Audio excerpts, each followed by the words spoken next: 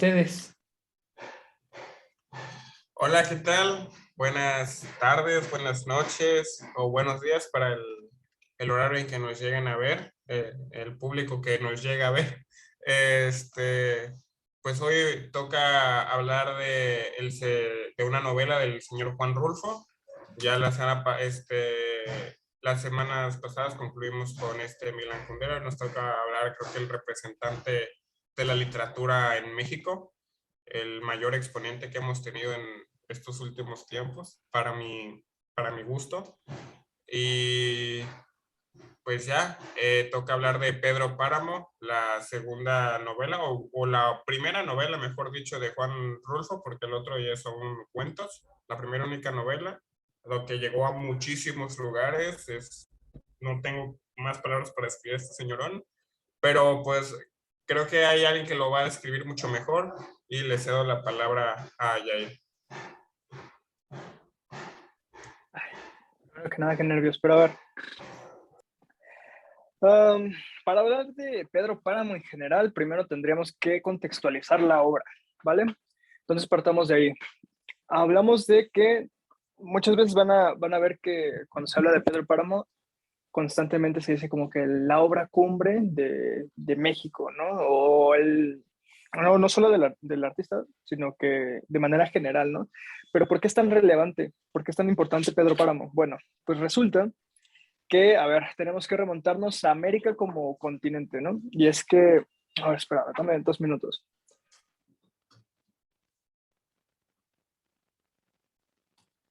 Sí, ahorita esta semana, como vino acá a decir nuestro compañero Gerardo Cáceres, vamos a iniciar con Pedro Páramo. Bueno, ya regresó nuestro amigo Yair.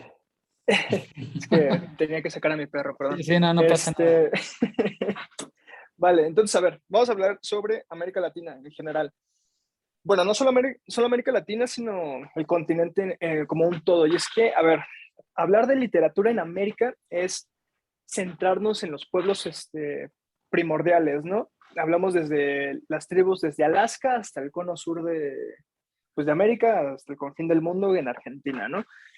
Lo que tiene de interesante América Latina en contraste con Europa es que a nosotros se nos da mejor el cuento. ¿Pero por qué? Porque es que venimos de una herencia cultural en el mito. El mito es a través del cual se nos lega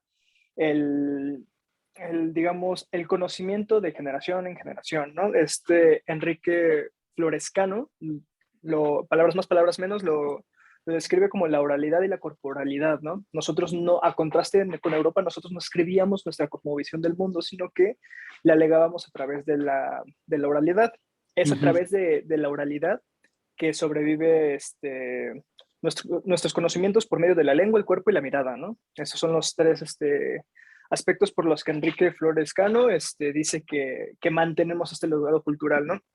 Ahora bien, ¿qué pasa con el mito? El mito en general es una manera de legar un conocimiento. Y es que lo que pasa con América Latina y la literatura en general del siglo XX es que aún no nos reponemos de lo que pasó en el siglo XIX. ¿Qué quiero decir con esto? Lo que pasa con la literatura del siglo XX es que constantemente nos encontramos en una resaca, ¿no? Constantemente nos estamos reinterpretando el diálogo del otro, ¿no? Por ejemplo, en términos de los griegos, el primer actor primordial eran los dioses, ajá. No había como tal un personaje en el que se centrara las historias. Ya después, las reinterpretaciones, se va a empezar a hablar de los guerreros y ya los guerreros posteriormente como una épica, y ahí tenemos grandes textos como la Ilíada, la Odisea, lo que tú quieras, ¿no? Pasamos de esa página y el siglo XX se dedica justamente a jugar con las variables, ¿no?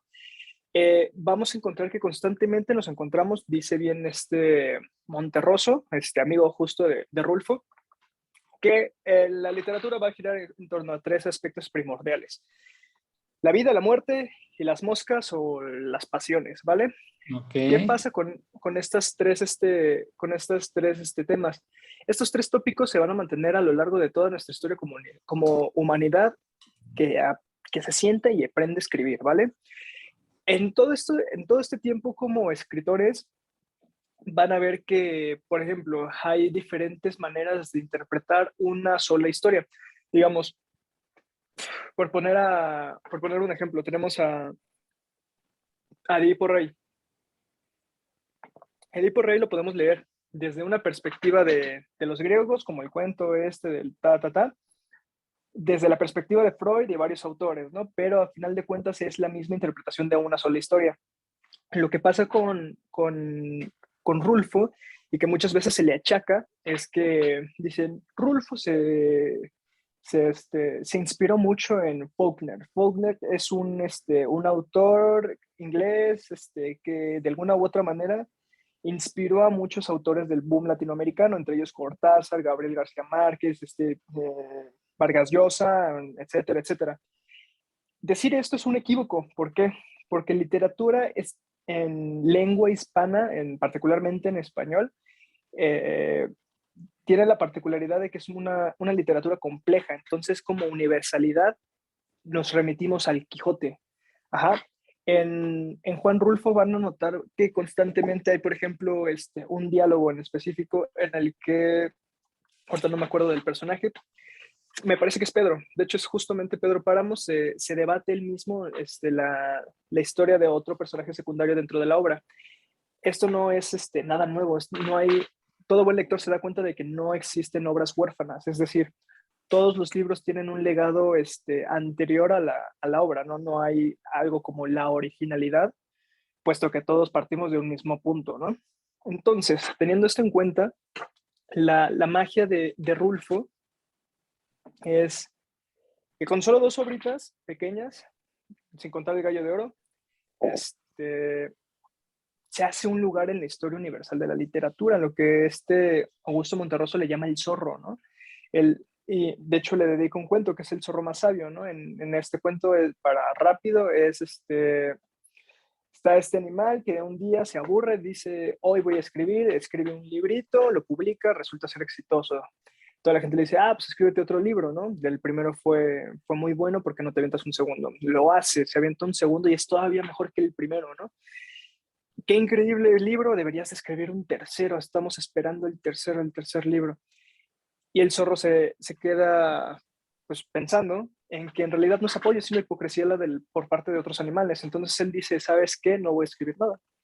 Y dicho y hecho, se queda con esas 2 obras y ya, porque es que la resolución que el zorro le da en esta fábula es que ellos no me están apoyando, ellos me quieren ver escribir un mal libro, lo que pues, Rulfo en su momento decidió hacer, y ya pues le bastó para ser como el pilar en literatura mexicana. Particularmente como literatura mexicana tenemos 2 libros primordiales, y digo 2 libros primordiales no solamente por la obra en sí, sino por cómo está contextualizada, ¿no? A ver, la primera de ellas es El Periquillo Sarmiento. Esta obra está escrita ahorita les digo, por José Joaquín Fernández de Lizardi en 1816. Esto se junta con la independencia de México. Es la primera obra que sale como sale de editoriales mexicanas, ya como país desligado completamente de la corona española, por papeles mexicanos, leída por mexicanos, pero lo primordial en cuanto a contenido con esta obra pasa es que esta obra desliga completamente una tradición oral de pueblos indígenas y españoles para plantear sobre la mesa qué pasa con nosotros los mestizos, qué onda con cómo nos tenemos que acoplar a la ciudad, ¿no? Entonces pasa todo un legado literario con la ciudad como centro digamos, escenario común de varias obras, ¿no? Lo que pasa con Rulfo es que dice, a ver, ha sido suficiente, y después por pasar por mucho romanticismo, mucho realismo, mucho naturalismo, mucho psicologismo, antes de que Pedro Páramo antes de que Pedro Sarmiento, el personaje principal del Periquillo Sarmiento, le dé la mano a Pedro Páramo, pasaron 139 años. 139 años en los que se mantuvo como escenario primordial la ciudad, ¿no? Rulfo dice, ¿sabes qué?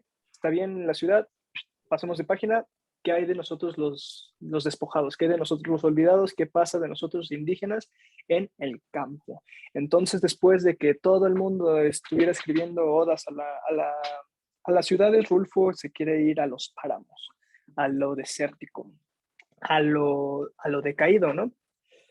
Y pues bueno, pasamos a como esa primera rebeldía por parte de Rulfo para con todo el legado histórico, ¿no? Pero para esto, a ver, hay que entender que México como país independiente primero tiene que reorganizarse. Venimos de un legado mítico del que ya hablamos. ¡Qué padre! Ahora, después de ser independientes, ¿quiénes somos como nación, no?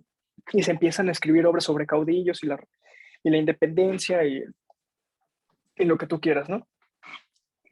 Después pasa esta onda de, ok, revolución, y ahí es donde entra Pedro Páramo, ¿vale?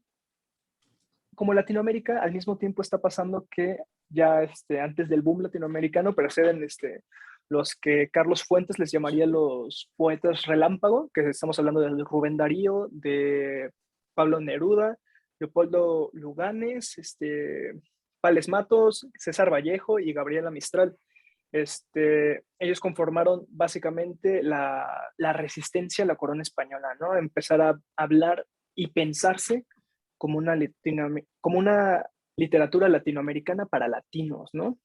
Entonces empieza el boom latinoamericano y empezamos esta onda de empezar de hablar sobre la selva amazónica, hablar sobre y lo que conlleva, ¿no? Por ejemplo, ahí podemos dar inserción a 100 años de soledad con la Fundación de Macondo.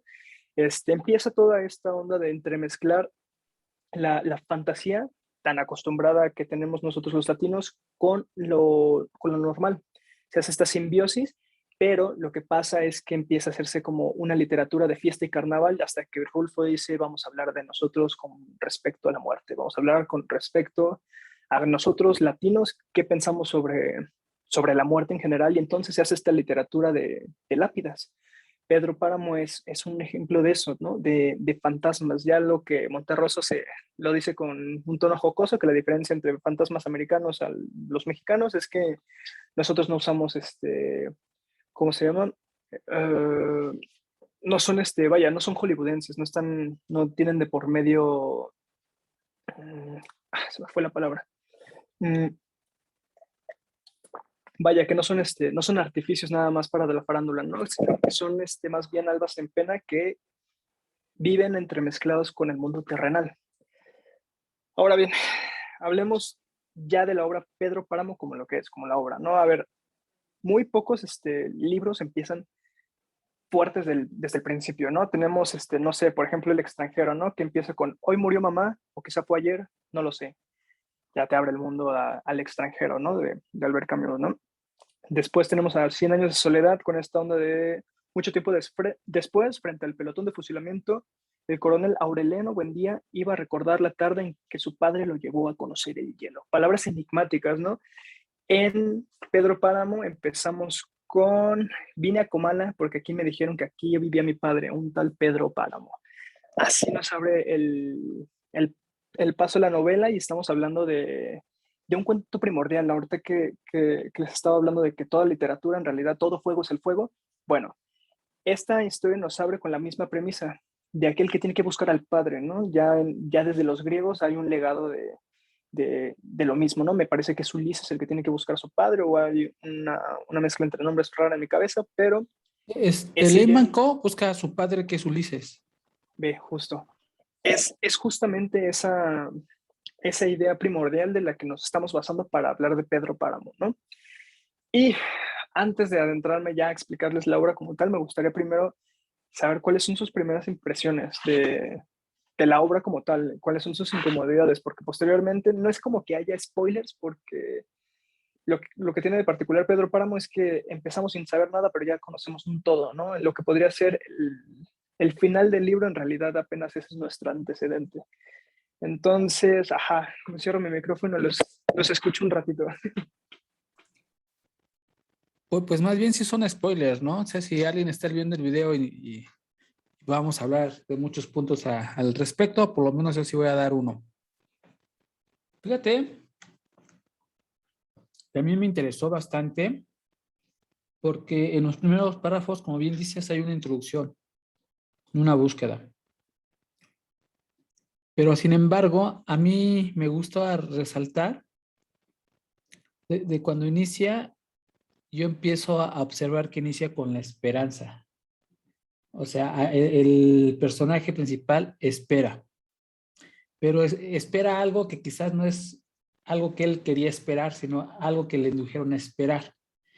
Y con esto lo voy a sustentar, porque cuando se muere su madre, que cuando la está tocando, llega un momento en que ella le dice, bueno, es que como no es, es asíncrona, ya se murió su madre, pero él dice, recuerda una escena donde su madre todavía está viva y le dice, no vayas a pedirle nada, exígele lo nuestro, lo que estuvo obligado a darme y nunca me lo dio. Entonces, el olvido en que nos tuvo, mi hijo, cóbraselo caro. Aquí lo que yo estoy viendo, que esa esperanza de la que hablé en un inicio, es el esperar, es ir a buscar, el encontrar al Padre, el encontrar la historia, el encontrar la recompensa. No fue totalmente de él, porque en un principio él no quería mucho hacerle la promesa, aunque sí está inclinado, pero antes de que ella muriera, que estuviese en ese momento de dejar el cuerpo sin vida, pues obviamente no lo quería hacer. Esa es mi aportación ahorita, si quieren dar, y después sigo con otra aportación. Yo no es como una aportación, sinceramente sí me surgieron muchas dudas porque es la primera vez que leo Pedro Páramo y una duda que ya después buscando así, pero o sea, que me gustaría más explicación, cómo es la relación del tiempo en la novela, o sea, que no hay un tiempo, o sea, algo que noté mucho es que no hay un tiempo firme en la novela, o sea, que puede ser mañana, puede ser hoy, puede ser pasado, Sí. y eso me llamó mucho la atención, y también me llamó mucho la atención como muchas cosas que le dicen a justo el hijo de Pedro Páramo, se me fue el nombre, ¿cómo se llamaba? Juan Preciado. Muchas cosas que le dicen a Juan Preciado, de que, por decir, al principio, la primera página, cuando se encuentra al que lo va a llevar a Comala, cuando le dice, Pedro Páramo, ajá, el arriero, así de, Pedro Páramo también es mi padre, pero no se dice nada más, o sea, es algo que me llama mucho la atención, o sea, que le dice Pedro, y yo dije, o sea, me acuerdo cuando leí esa frase, dije, ahorita se va a poner así como que intenso, y no, o sea, y se ignoró el tema, o sea, como si no lo hubiera dicho, como si se lo hubiera dicho entre dientes. Entonces, eso es algo que me llama mucho la atención. Sí, y fíjate que después dice otra cosa de que Pedro Páramo era padre de todos, ¿no? Ajá, y Más también lo adelante. ignora, sí, Ajá. y Y también hay lo un ignora. mutismo ahí. Sí, Y de hecho a mí me llamó mucho la atención porque ahí dice, y escuché una voz que me hablaba. exacto. Antes de darle, desenmascarar el personaje que iba, primero era una voz. Ya después era una voz que iba detrás de una persona y así, ¿no? Hasta que estaban juntos con los hombros. Vuelvo al mismo punto que inicié con la esperanza, que no fue una esperanza, una búsqueda en un principio de él, sino que fue prácticamente coaccionado por su mamá, pero ya llegó un momento en donde se dio cuenta, ya sabes que sí quiero esto, y fíjate que en este momento él dice, hasta ahora, pronto comencé a llenarme de sueños, a darle vuelo a las ilusiones, y de este modo se me fue formando un mundo alrededor de la esperanza, que era aquel señor llamado Pedro Páramo. Entonces, esta búsqueda para mí es el hilo principal, bueno, es el motor principal de toda la historia. Esa búsqueda, esa esperanza de querer ver quién era Pedro Páramo, ¿no? Porque Sí. a un personaje que yo no quería conocerlo, o sea, sabía que era mi padre, pero quién era, ¿no? Porque cuando está con el arriero y hay una parte donde le pregunta, ¿y usted conoce a Pedro Páramo? O sea, ya le dice, soy su hijo, ¿no? Pues dice, ¿usted lo conoce? No sé si se acuerdan de esa parte, ¿no? Sí, o sea, sí, justo. Y primero le Pues es dice que que, algo que me da mucho, a lo mejor leí mal o me recuerdo mal, que primero le dice que no, y justo cuando llega al pueblo le dice que estaba muerto. eso es, ahí es cuando quiero llegar, güey, porque es que es justamente, la clave es el tiempo, güey. Carlos Fuentes, al hablar justamente de Rulfo y particularmente de Pedro Páramo, habla sobre un término, lo traduce en un término que está bastante acertado a mi parecer, que es la cronotopía. ¿Qué es cronotopía? Espacio y tiempo, ¿no? Esa es la cronotopía. El punto está en que no hay un espacio lineal. El Pedro Páramo no se mantiene como de, no hay una transición de punto A a B. Y de hecho, hasta les hice un diagramita chiquito. A ver, espero que se vea. Sí. Sí, Partimos de que este es Juan Preciado, ¿no? sí, Ujú. Linealmente en una obra tendríamos que empezar con él, llegando con el arriero hasta Comala, ¿no? Hasta el término de la novela. Eso sería una novela normal. Lo que pasa con Pedro Páramo es que no es una novela normal, ¿no? Entonces estamos hablando de que Pedro Páramo y normalmente van a haber este espacio, ese es un error nuestro bueno, particularmente del PDF, que no hay blancos activos, no hay espacios entre un segmento y otro, porque esto no tiene capítulos, entonces estamos hablando de espacios en blanco que dan pues un suspiro, un cierto, digamos, corte en la narrativa del libro, ¿no?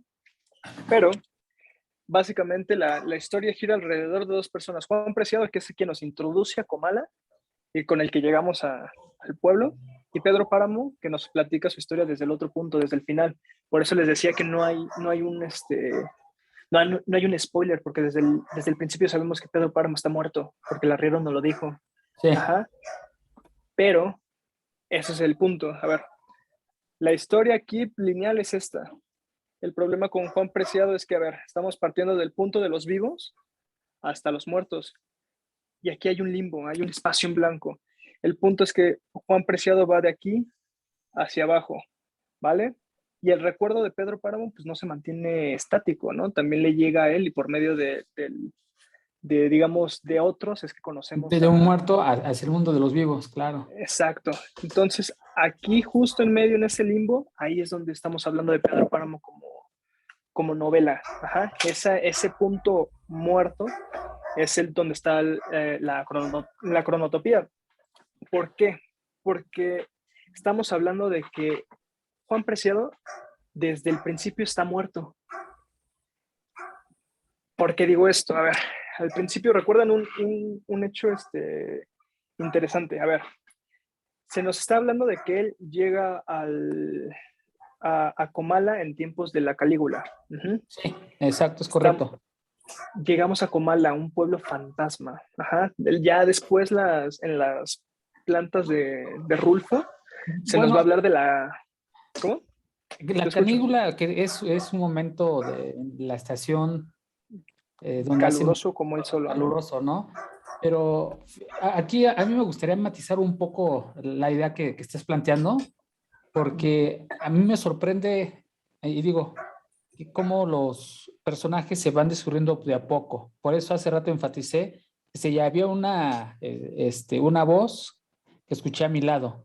Ya después hasta que salió que era un arriero y después ese arriero ya tuvo un nombre, ¿no? Que ahorita Ambundio. Entonces ya después, Abundio. entonces Juan Preciado, ya lo dijeron, yo pensé que no lo iban a decir en este momento, empieza sin saber su nombre. Él empieza a Sí. narrar y no hay, entonces, fíjate aquí lo que ocurre, que los personajes se van mostrando de a poco. Los personajes, o sea, también la mamá de Juan Preciado no viene su nombre, y ya después ya dicen sus nombres, ¿no?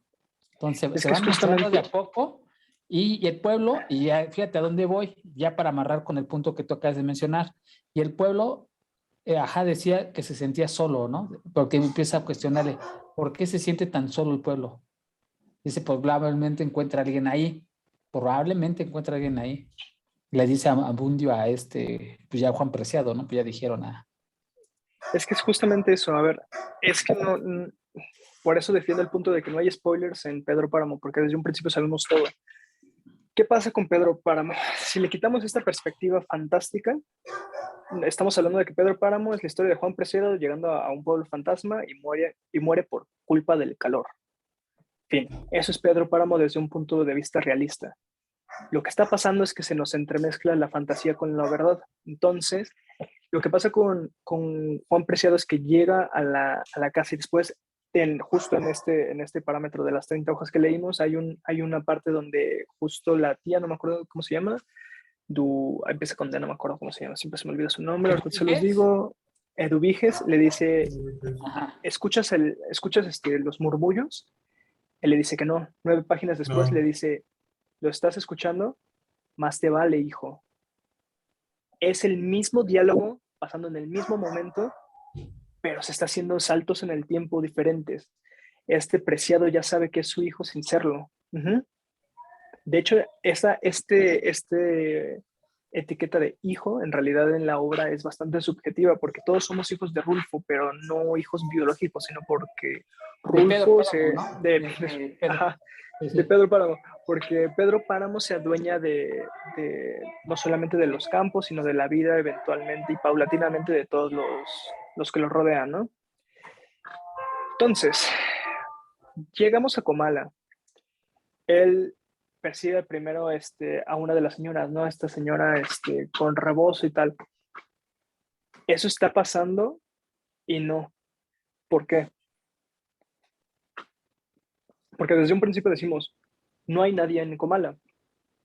Ya están por eso me remito a las flores de Rulfo. Ya está la famosa capitana, esta planta que envuelve el pueblo cuando se le deja de dar mantenimiento. Cuando ya no hay vida humana,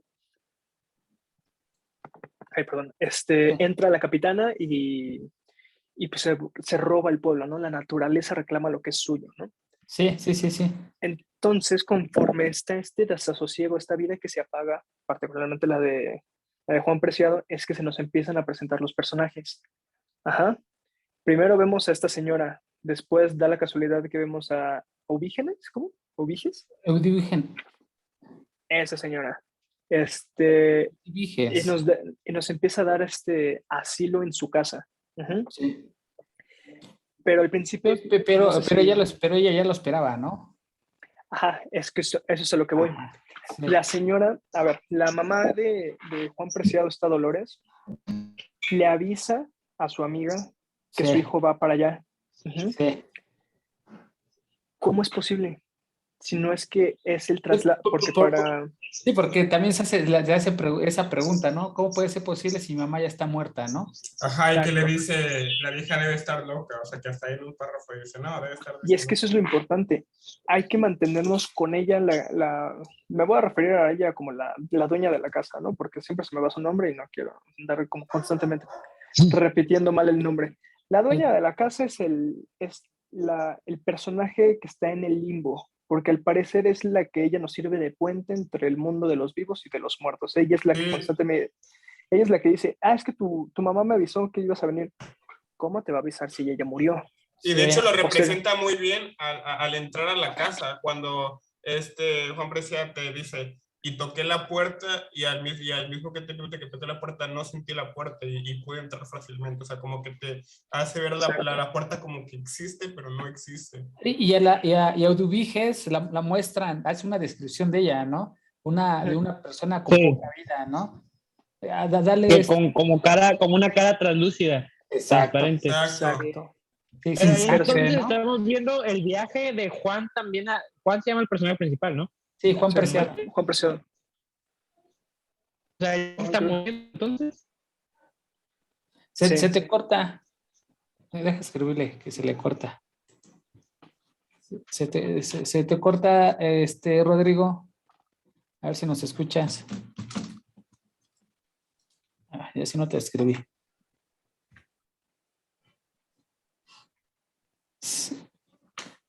¿Él se está muriendo entonces? Sí. Sí, se está muriendo. De hecho, te vas a dar cuenta cómo en esas mismas páginas es que ni siquiera pasa mucho de ese contexto. O sea, se resuelve básicamente en, ¿qué? 9 páginas, hasta que si no te había caído el 20, después dice, me mataron los murmullos. Es eso, es justamente eso. Como el punto, digamos, la consigna es, tú no vas a escuchar a los muertos si no eres uno. Y Ajá. de hecho, la primera página te lo describe muy bien, que ahí, bueno, Pero a mí sí me causa confusión porque yo siento que desde el principio ya está muerto. Ajá, es que ese es el sí, punto. o O sea, sea, la Calígula lo está matando. yo siento, o por lo que entendí, es que ningún humano puede entrar ahí por el calor tan extremo que es ahí, porque bien le dice el campesino o el que lo acompaña a Comala, Arriero. el arriero, que, o sea, se acaban muy grabada la frase de que hasta los que van al infierno regresan aquí por su cobija, Por su cobija, ¿no? Que por hace su frío. cobija, del frío que hace en el infierno, del frío que hace en el infierno y el calor que hace aquí. O sea, Exacto. Y de hecho, a ver, mira, aquí se los planteé para hablar, como ejemplificar mejor esta dinámica, porque se vuelve mucho más accesible cuando hablamos de Miguel Páramo, el hijo de Pedro Páramo. Mira, a ver. Miguel, el otro hijo el otro de hijo, Páramo, ¿no? Sí. el hijo malo. Sí. Bueno, es por Es que, por lo que yo entendí. No sé. no, es que vas a notar mucho que muchos personajes tienen la perspectiva de ellos mismos, la perspectiva de su muerte y cómo ellos la entienden, y la perspectiva que los otros tienen de él y la muerte del personaje. Ajá, por eso está curioso, y se abre la posibilidad de entender a Pedro Páramo como un ente sintiente. No solamente es el hombre lleno de avaricia, sino también Pedro Páramo, el niño que todavía sueña con el amor que pronto lo llevará a la muerte porque no lo puede Susana, tener, ¿no? ¿no? Ajá, Susana se convierte en eso único de lo que Sí, no se puede apoderar en sí, ningún momento. sí. O sea, todo buen hombre tiene un talón de Aquiles, y en este caso es una mujer. Ese es el punto. En el caso de Miguel Páramo, mira, a ver, tenemos que se nos presenta por esta onda del caballo, ¿no? Del Colorado. Él está cabalgando, salta una muralla de piedras, y según él sigue corriendo, pero de repente es pura bruma, es puro humo, puro humo. Es por humo, ajá. Él está muerto, Sí. Miguel. se corta, sí, Miguel está muerto, se corta Sí. ese punto, y en Ajá. ese inter entre el que está pasando puro humo es cuando va a la casa a la dueña de la señora de la casa y le avisa que está muerta. Sí. El punto ahí, y el ejemplo perfecto de realismo mágico es que Miguel, ya estás muerto, gracias por Ándale, sí es avisarme, cierto. descansa. Sí. Descansa Y en le cierra paz, la ¿no? puerta. Gracias por venirte a despedir. Descansa en paz. La naturalidad de la escena, porque no pasa después que la noticia de que llega a Comala, pasa mucho tiempo después, o sea, casi, ¿qué? 6 horas creo que dicen en el libro, ¿no? 12 Digamos que, horas, más o menos. digamos que medio día pasa hasta que muere, pero ya el doctor lo daba como muerto. Esto ya se cumple la lógica del mismo libro. Si él ya estaba muerto para cuando pasó lo del caballo, entonces ya es posible que vaya a avisarle a esta señora, ¿no? De no ser así, no habría lógica en el libro, ¿no?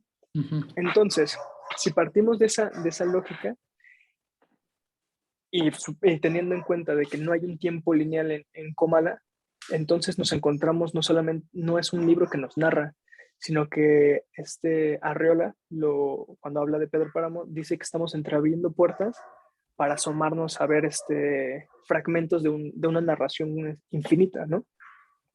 Eso es justamente lo que está pasando aquí en Pedro Páramo, porque mira, lo que vas a notar es que conforme vamos pasando la historia de Juan Preciado, es que empezamos a sentir como paulatinamente el personaje se muere, hasta que ya nos pasa la consigna de los murmullos me mataron, y la historia continúa con él siendo ya un ánima, un alma en pena.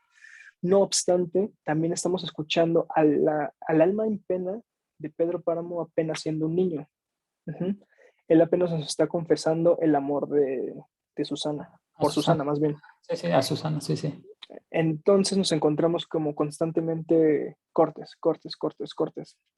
No es una historia de continua. De hecho, te vas a dar cuenta que conforme está pasando justamente en este lapso de las 30 páginas que acordamos, es que Pedro te está contando él como niño y el velorio de su abuelo. Hay un detalle importante, es que cuando nos estamos hablando, y eso es lo increíble y por qué no es imposible separar al autor de la obra. A Rulfo le matan a su papá en la Revolución. Su mamá posteriormente se muere de un paro cardíaco. Él queda huérfano y ya lo mandan a un internado en Guadalajara. ¿Qué pasa con Pedro? llega un punto y lo relatan de manera muy bonita cuando le dice, despiértate, despiértate, y lo mueve en la inconsciencia, han matado a tu padre. Sí, sí, sí, sí. Es Juan Rulfo hablando de su experiencia personal en el libro. Pedro Páramo es Rulfo. Y tan es así, y confirma la teoría cuando ella dice, ok, mataron a mi papá, pero mamá, ¿quién te mató a ti? ¿Quién te mató? ¿A quién te...? Sí, Esa sí. parte es fulminante, es Sí, como esa parte la tuve que leer varias veces para captar, o sea, como que ahí, o sea, no. sí. Y después te das cuenta de cómo nace la génesis de por qué tan hambriento personaje, ¿no? Por qué es tan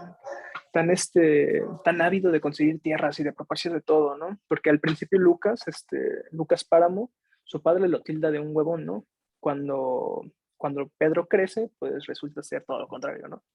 Es justamente esta onda de mi familia siendo pobre pidiendo dinero prestado para apenas sobrevivir, ¿no? Esta onda se ve ejemplificado en el molino de chocolate que se quiebra. Ajá, pídele otro a la señora, no me acuerdo cuál, Sí, sí, y dile sí. que lo cargue la cuenta, ¿no? Pero, ajá. Es eso. Y, a ver, sí, dale, dale. Sí, fíjate que en relación al comentario que dijiste es que es Rulfo Ujú. personificando, más bien, sí, es el Rulfo, el personaje de Juan Preciado personificando a Juan Rulfo. Previo a comenzar la discusión que estamos grabando, te había mencionado de que yo sospecho que aquí Juan Rulfo responde el por qué dejó de escribir. Fíjate, dejó de hablar, decía que no tenía sentido ponerse a decir cosas que él no oía, que no le sonaban a nada, a la que no les encontraba ningún sabor. Entonces, esa parte está hablando Abundio. Acuérdense que Abundio ya está muy, bueno, estoy en Ahí es la página. cuando, de hecho, acabas Exacto. de dar en un clavo, Ajá, sí. ajá. Entonces, Abundio, o sea, no solamente Juan Preciado era la personificación de Rulfo, ¿no? Sino también aquí Abundio, él dejó de, cuando explotó un cohete cerca de su cabeza, dejó de hablar. Y según el motivo de por qué dejó de hablar fue esto, ¿no? Abundio dejó de hablar porque decía que no tenía sentido ponerse a decir cosas que él no oía. Y una de sus entrevistas de Juan Rulfo dijo que se habían muerto las personas que le contaban historias y por eso ya no escribía. Y fíjate, después dice que no le sonaba nada a la que no les encontraba ningún valor. Para mí, esa es la respuesta de por qué, que resuelve el enigma de Juan Rulfo del por qué no escribió más libros, ¿no? Ya no había ningún interés de su parte. Es que qué difícil confirmarlo. Es una sospecha, por eso Sí, para mí es una respuesta. O sea, yo con eso digo, órale, aquí el enigma rulfiano se está develando. que de hecho ahorita que dices eso de Abundio, es justamente eso interesante de la obra también, ¿no? Cómo se nos presenta el personaje, la razón por la que muere y aún así la manera en la que se relaciona con lo paranormal. O sea, cómo pasa este personaje del pasar del arriero, iba a decir mentiroso, del arriero misterioso a aquella persona que el pueblo ya conocía y que sabía que había muerto, pero que sigue ahí, sigue rondando la periferia de Kumala, sigue estando vivo. De hecho, se nos presenta como el puente entre aquellos olvidados y la ciudad, ¿no? Es el que Sí, trae sí, sí. los rumores de la ciudad al Sí, porque pueblo. era mensajero, ¿no? Así es. Pero Entonces fíjate, también es interesante eso. aquí y vuelvo al punto que decía cómo Rulfo nos va mostrando a sus personajes. Fíjate, voy a leer esto y me vas a decir quién es. Volví a oír la voz del que allí iba a mi lado. Entonces, aquí va Rulfo y un murmullo, una voz le hablaba. Y dice, y volví a oír la voz del que allí iba a mi lado. Entonces, más adelante, ya tiene una categorización, el arriero.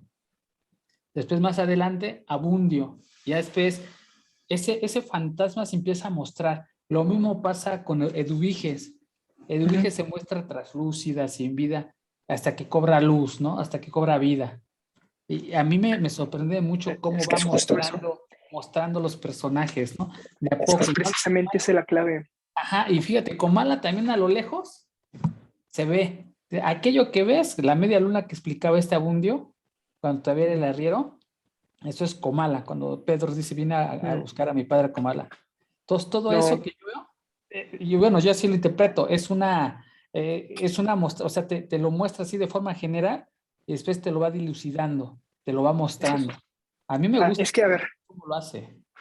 que es que la diferencia con la media luna, con Comala, es que la media luna son los montes. Ajá, Comala está acá. Después se nos va a presentar otros Es la vejiga, ¿no? La vejiga, exacto. Después se nos van a presentar otros dos pueblos, Comila y Contla. Ajá. Entonces, te vas a dar cuenta que constantemente se hacen recorridos entre pueblos. Ajá. No es como que estén todos juntos, sino que de hecho hay distancias enormes entre uno y otro, ¿no? Por eso justamente cuando te pinta el paisaje, te dice como todo eso es parte del patrimonio de Pedro, ¿no? Sí, que también está... Ahí tienes razón, por aclarar, ya tienes razón. El Comala era a lo que él llamó la vejiga del cerdo, ¿no? Tienes razón. Ajá. Todo eso era el patrimonio de Pedro Páramo, es correcto. También ahí hay un punto interesante que es una frase contundente justo de Abundio, es él siendo dueño de todo eso, no se presentó cuando nuestras madres estuvieron pariendo en Metates y aún así nada más se apareció para llevarnos al bautizo. ¡Wow!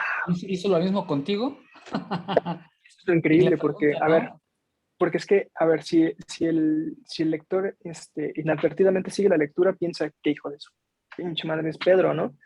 No, pues es que no eres su hijo. Ya que te lo achacaron a él, es otra cosa, pero tú no eres su hijo. Al contrario, nada más fue hacer como un acto de fe. Por ahora, ¿no? Por estas 30 páginas todavía se entiende como tal, porque es que no tiene una responsabilidad directa contigo. De hecho, incluso ni siquiera con Juan Preciado, porque Juan Preciado en realidad no es hijo biológico de Pedro. Y si te das cuenta, la única razón por la que Pedro está con Dolores es para hacerse de las tierras de Dolores. O sea, no hay amor de por medio. Para Pedro era tan fácil como decir, legalmente tengo que juntarme con ella para a través de los medios malcomunados hacerme de sus tierras. Posteriormente la manda con su hermana, ¿no? Porque ya ella te cuenta que ojalá hubiese sido un sopilote para... Es que ese punto como que sí, yo lo entendí de una forma diferente porque se casa Dolores con Pedro y Dolores empieza a sufrir pues el típico comportamiento machista, ¿no? Hazme esto, hazme aquello, la cansa y entonces ella empieza a añorar estar con su hermana. Y dice que es cuando la manda con ella, ¿no? Ajá, no, pero yo siento que no la manda. O sea, como que él le concedió el deseo que ella tuvo, porque le dijo, es que deseas ir con tu hermana, pues entonces vete. Y le preguntan, oye, pero pues ¿cómo se van a mantener? Pues que se mantengan. Ella se quiso ir. Pero pues también porque le convenía a él, ¿no? Que como Exacto, decía Yair, era para quedarse con su tierra. O sea, fue como vio la oportunidad y la tomó. O sea, pues vete. Sí, y de hecho está bastante maquiavélico, porque él incluso se aprovecha del sentimiento que Dolores tiene por él. Él sabiendo eso de por medio, porque incluso al mismo que lo manda ¿cómo se llama? El señor que trabajó para su padre, de hecho. Se me olvidó su nombre, espera. Bueno, el punto es que lo manda a decirle esto y aquello para que ella cayera rendida y funciona. Y funciona, o sea, eso es lo fuerte también, ¿no? Incluso esta onda estamos hablando de cómo siempre la iglesia está entremetida entre los valores de cada uno de los sí, personajes. que es cuando le dice, vele a decir que siempre estuve enamorada de ella. Y así. Ajá. Sí, en realidad él no siente nada. Él le da igual, nada más es un movimiento más. O sea, eso es lo fuerte. Yo no lo vi así, yo no lo vi, pero qué interesante cómo lo vieron ustedes. O sea, ¿tú lo viste como que sí la quería, Pedro? Digo, Jorge. Sí, yo sentí como que sí había algo. Ajá, o sea, yo sentí, o sea, sí te quiero y todo eso, por eso estamos juntos, pero si quieres irte, vete. No te detengo. Yo sí pero si hubiera sido así, ¿no crees que hubiera tenido como un sentimiento de duelo después él? Es justamente eso. No lo sé, porque yo tampoco siento que Pedro Páramo era una persona que mostraba mucho sus emociones.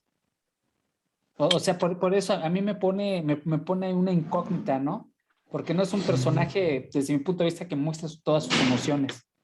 Es que ese es el punto, hay un punto de quiebre, y el punto de quiebre es la muerte de Miguel.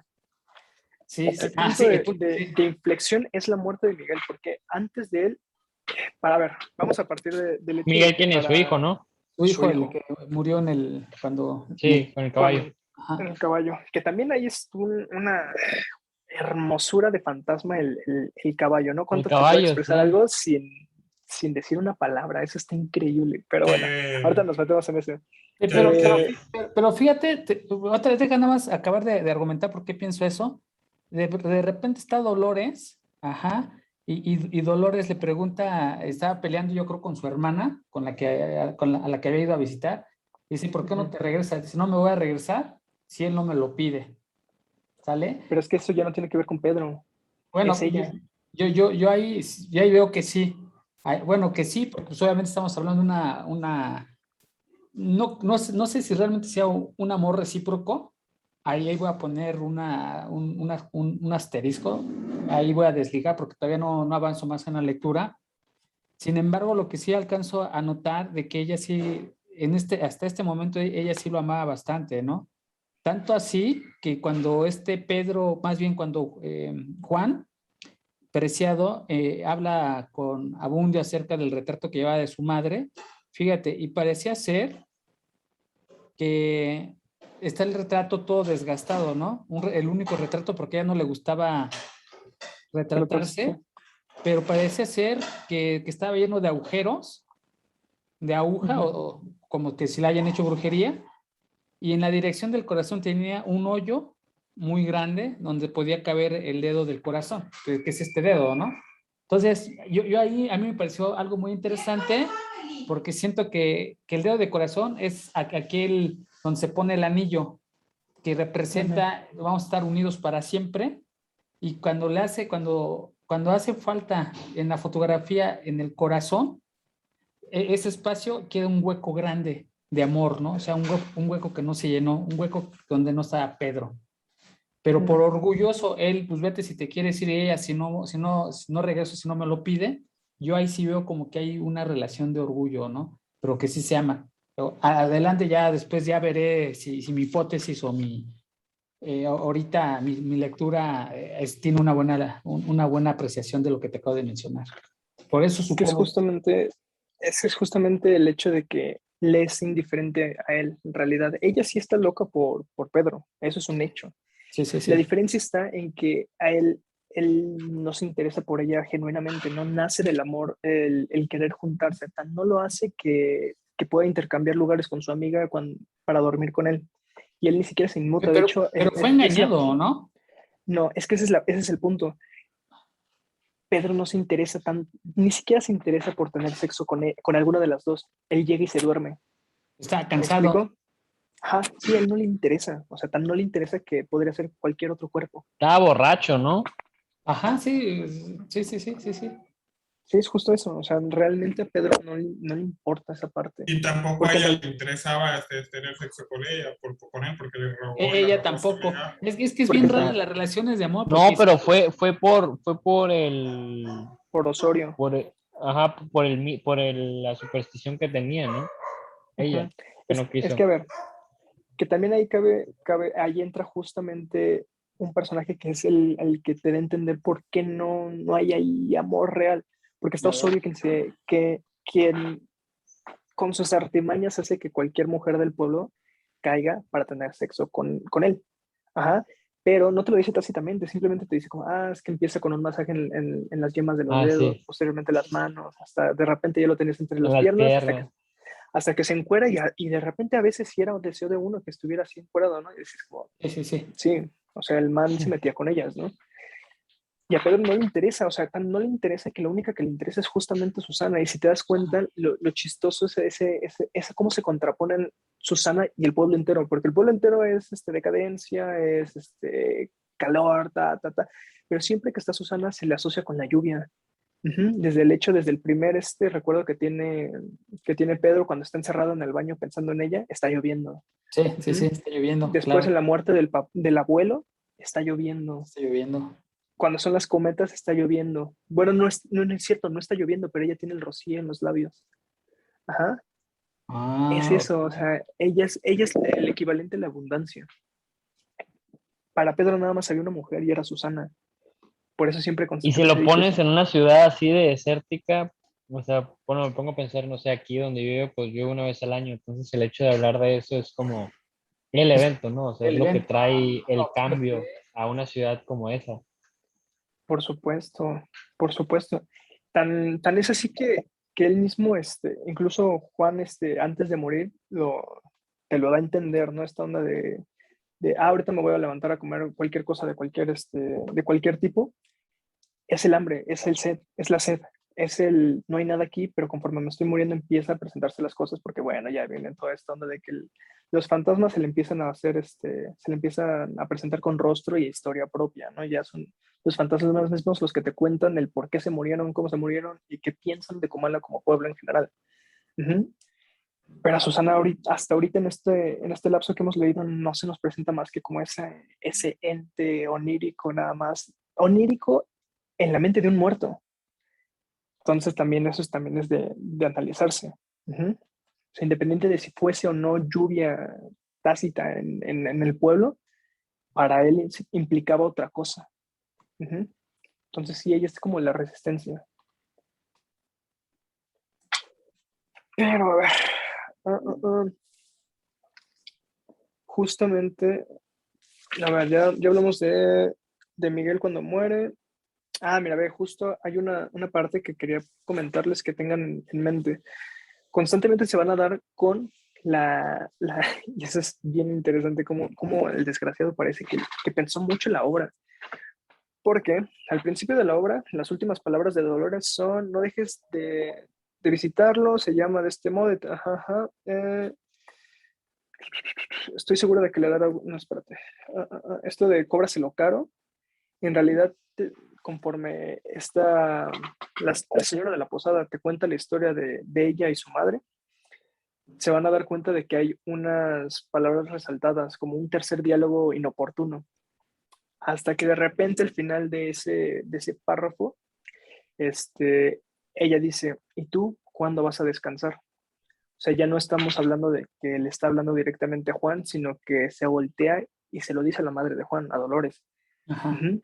Entonces, constantemente va a haber esa onda y por eso mucha gente se malentiende la obra, porque hay veces en las que, digamos, a ver, en la escena esta en particular, la señora de la casa está hablando con Juan Preciado, Ajá, hasta ajá. que de repente se empieza a escuchar el rumor de la madre de Juan dentro de la habitación. Ujú. Se va a interponer un tercero. Eso también es interesante verlo por justo antes de que se nos presente Miguel. ¿Por qué? ¿Quién es el tercero? El caballo con el sonido de sus patas corriendo, ¿no? Sí, sí, sí. O sea, y constantemente va a pasar eso. Después es como, por eso también está interesante cómo no hay una certeza absoluta en los personajes son así y asado porque tienes el diálogo de ellos, de lo que ellos son, de cómo entienden Comala en contraste con las personas con las que se rodearon, ¿no? Incluso el mismo Juan Preciado, como de repente se topa con gente que lo conocía sin él conocer a nadie. Este yo que parece que Es vivió en chiquito, ¿no? una... Ajá, justo, que este yo que vivió otra vida ajena a mí, pero que parece ser la misma. Es justo lo que pasa muchas veces en el libro. Um, ahora, ¿qué otro iba a decirte? Bueno, justo aquí en Don Quijote, la reminiscencia de Don Quijote, mira, justo ya con el padre Rentería hay una parte donde dice, pero ella se suicidó, obró contra la mano de Dios, y él mismo se contesta, no le quedaba otro camino, se resolvió a eso también por vanidad, por bondad, y se contesta el mismo, y se contesta el mismo, y se contesta el mismo. Esto no es nada nuevo, esto es como lo que se le quejaba de que, es que Faulkner, no, güey. Ese es Sancho Panza en Don Quijote. En Don Quijote pasa lo mismo. Sancho Panza se, se dialoga contra él mismo. Entonces también ese es un recurso literario bastante interesante. ¿Y qué más? Y pues ya ahorita donde nos quedamos ya al final del libro tal cual, vamos a empezar a entrar ya se terminó el Pedro niño y la sensibilidad. Ahora vamos a conocer al Pedro adulto y todas las ganas que tiene de apoderarse de todo Comala y sus personas. Ujú. Entonces, como resolución es, tengan en mente que todo está pasando y nada está pasando al mismo tiempo. En la realidad, Juan Preciado está muerto, no tiene nada que ver, lo interesante es ver a los fantasmas. ¿Qué más? Yo creo que ya, justo ahí hubo una parte que me gustó mucho, que mira, dice, es que, oye, o sea, este párrafo es increíble.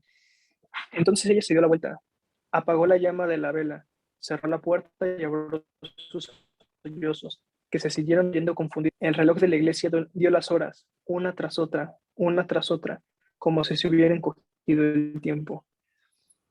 Es una maestría, güey. O sea, ¿cómo puedes representar tanto tan poquito? Y no es de los mejores, o sea, lo peor de todo es que no es de los mejores. O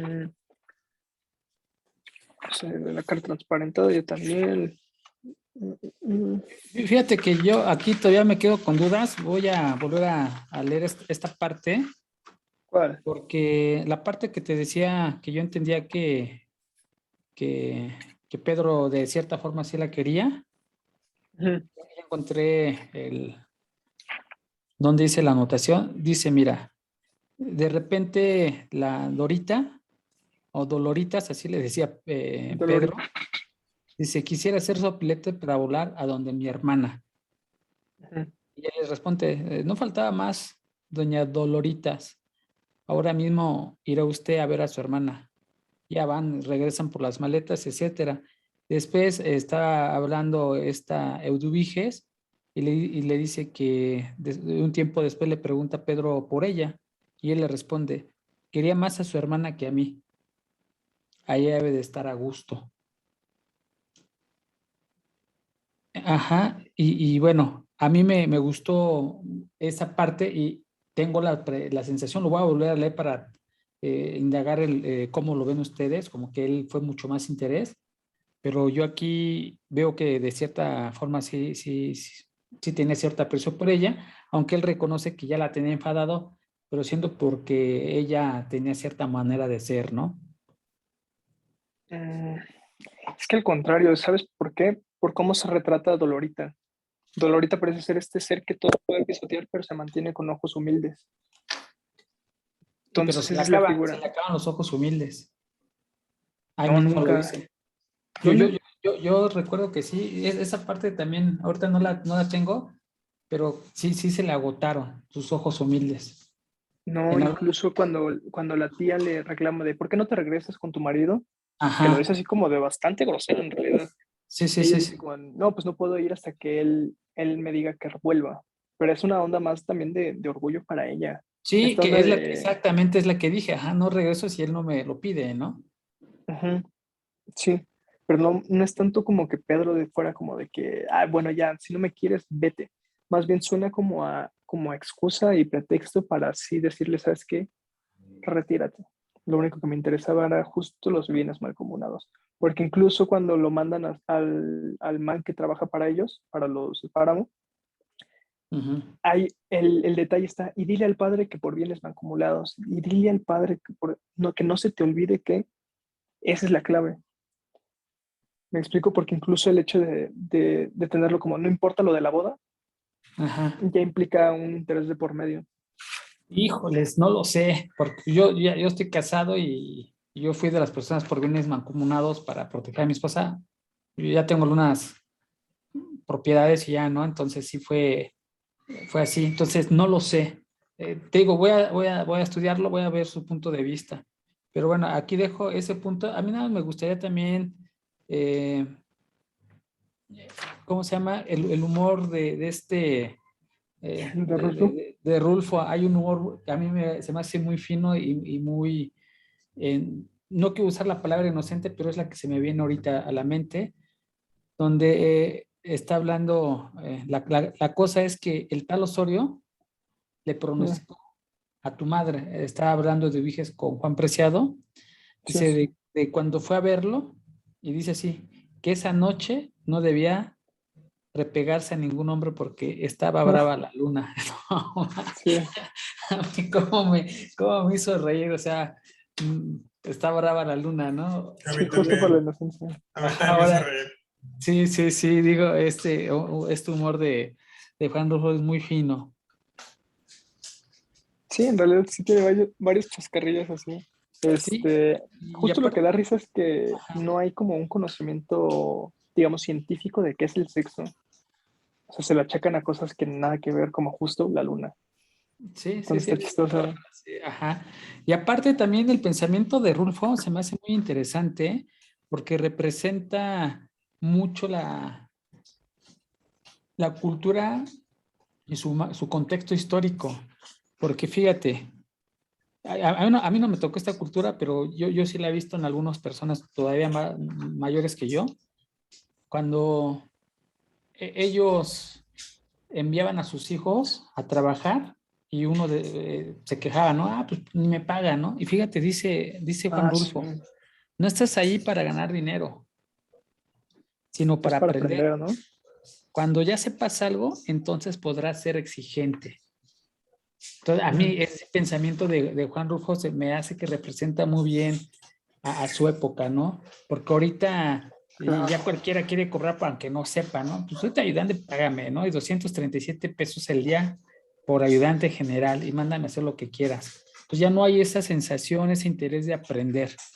Entonces, se me hace algo muy interesante que Rufo retrata muy bien esa relación de la persona que a pesar de que tiene un conocimiento y que alguien se lo quiere aprender, pues lo tiene que hacer gratis, ¿no? Y hacer acciones que no. Y finalmente, si así era antes, si ellos querían o no, el padre o la madre los mandaba y ve a aprenderle a ese señor, no importa, tienes que aprender algo.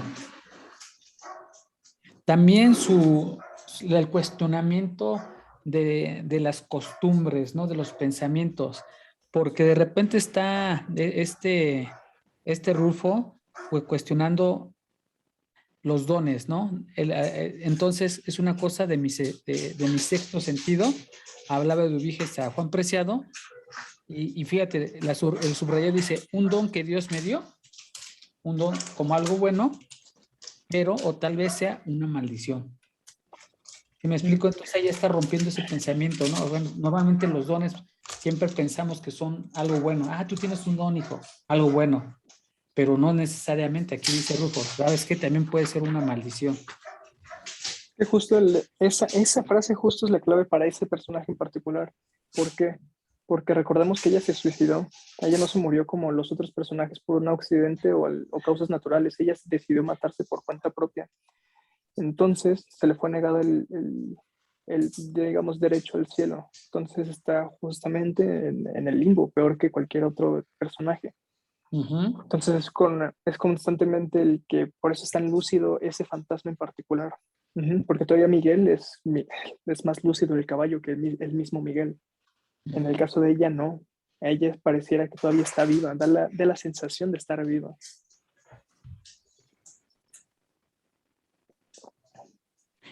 También me gusta mucho la forma en que aborda eh, los temas que son complejos de una forma maravillosa.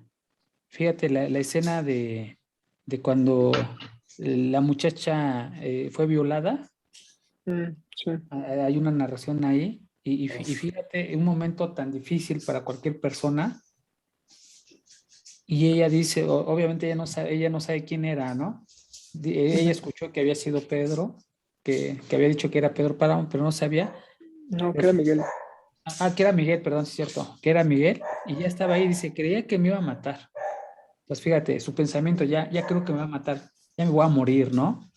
Ujú. Eso fue lo que creí. Y hasta dejé de pensar para morirme antes de que él me matara.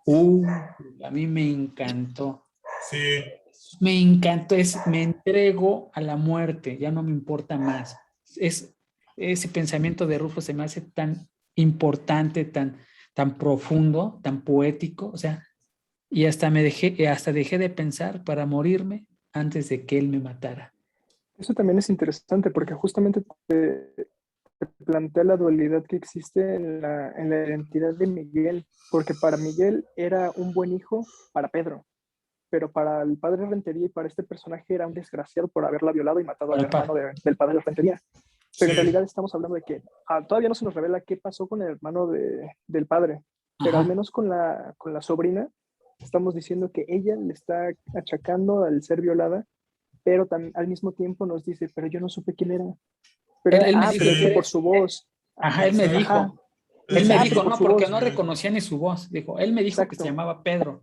Pero Exacto, ¿cómo No, pudo haber? Miguel, ¿no? Miguel, perdón, es Miguel. que Sí. me quedé mucho con. Sí. Se llama.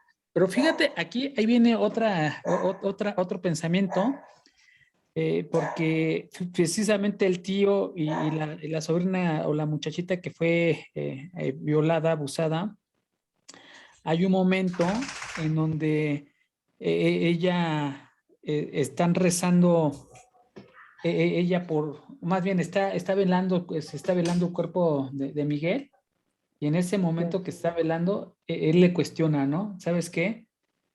Tú vas a rezar prácticamente pues, para que reciba un castigo, pero son más las personas que rezan para que le vaya bien. Y como son más los rezos de las personas que le vaya bien, el tuyo se ve apagado. Híjoles. Que también está interesante Qué cómo tremenda idea, ¿no?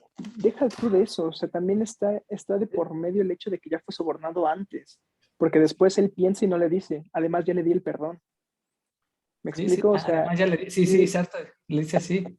literalmente está también esta idea implícita de cuánto vale el pase al cielo. Ujú. Ajá, Pepe, y aquí el cura es donde, exacto, cuánto vale, y aquí es el cura donde prácticamente él es su propio confesor, ¿no? Porque dice, de los pobres no consigo nada, las oraciones no llenan el estómago. Después Justo, fue después de recibir las monedas, ¿no? es precisamente esta onda de no estoy haciendo esto por vocación, sino por tener ingresos de por medio, ¿no? En realidad no tenemos a un padre devoto a Dios, sino más bien un padre que se entregó a la iglesia en aras de conseguir un beneficio, una retribución económica. O sea, Es realmente correcto. él no está por Dios. O sea, incluso él mismo lo dice después de haberle llorado, ¿no? Bueno, ya padre, tú ganas, ¿no? Pero ajá, tú ganas cuando ya tengo el dinero en la bolsa. O Sí, sea, eso es lo fuerte. y lo fuerte, y fíjate, y aquí vuelve otra vez Juan Rulfo a retratar a el contexto histórico de su momento, ¿no? Fíjate, y aquí hablando acerca me regresé como 2 pasos atrás, pero me parece importante traerlo. Dice bien, aunque con los gastos que hicimos para enterrar a tu abuelo y los diezmos que le hemos pagado a la iglesia, Eso, nos hemos quedado sin un centavo. precisamente. O sea, como la gente incluso sin tener para comer decide dar diezmo. Sí, Eso también es Exacto. una idea fuertísima. sí, O sea, híjole. lo que noté mucho es que hace mucha crítica al México de ese entonces y también o sea, al México machista con Pedro Páramo, de que él tenía, que eran todas mías, pues como que se acostó con muchas mujeres, que era el papá de todo el pueblo, de que sometía a su mujer de que hazme esto, hazme el otro, ajá, esto. Ah, Sí, esa búsqueda también de muchas familias mexicanas y muchas familias, más que mexicanas también de Latinoamérica, de que ni siquiera saben quién es su padre y hasta que muere su madre deciden buscarlo. O sea, esa búsqueda que emprende, o sea, me gustó mucho como que muchas que también, críticas sociales que hacen en la novela. A lo Es que mejor está es mi retratando su perspectiva. momento, ¿no? El momento de cómo se comportaban ahí. es Porque, que no, dale, Es que, dale. ¿sabes qué? ¿Cuál es el problema también? Es que no es que sea el padre tácitamente de todos, o sea, más bien es como en la narrativa del pueblo, nadie sabe quién Ese, es padre de quién, pero en realidad ok, Pedro ok. no es como que se haya acostado con todas. ¿Me explico? O sea, eso ya se ejemplifica, por ejemplo, justo en la escena donde él se cae perdido borracho y ni siquiera toca ninguna de las dos cuando pudo bien haber estado con las dos. Sí, O sí, sea, sí. Sí, ni sí. siquiera hay un interés de por medio como para reconocer el cuerpo de quien duermes. Híjole, Entonces, sí. Ahí está complejo, pero está bien, sí entiendo la idea. Entonces, ajá.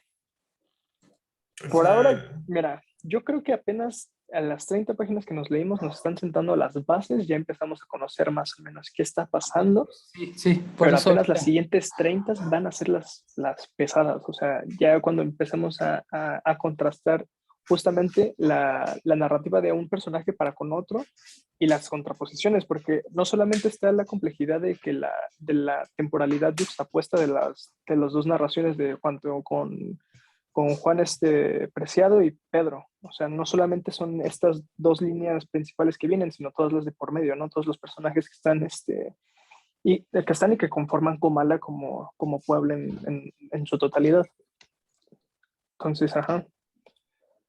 Porque Bueno, incluso ya, piénsalo. dale, ¿Ah? dale, no te escucho. Ah, nada, que, o sea, también piénsalo. Por ejemplo, te digo, está la narración de Miguel como un desquiciado, pero también está la narración de él queriendo ir al otro pueblo lejano para nada más hablar con su prometida, ¿no? O también la otra, que va a hacer todo ese recorrido nada más para pedir disculpas. Ok. Entonces ahí tenemos tres versiones de un solo personaje, más la de Pedro como padre, ¿no? Sí. Ahí yo digo, bueno, tú ya estás dando ahí algunos eh, puntos interesantes que van a venir. Aquí nada más para acentuar otra vez el retrato que hacía Rulfo, que la actividad importante de su momento para prácticamente todo el pueblo la representa o la reafirma cuando está la abuela de Pedro y le pregunta qué es lo que estás haciendo, ¿no? Y él empieza a decir, no, pues es que estaba ocupado, estaba pensando y le dice, ¿y qué estabas haciendo? Y le vuelve a preguntar a la abuela, ¿rezando? Y dice, no, abuela, solamente estaba viendo llover.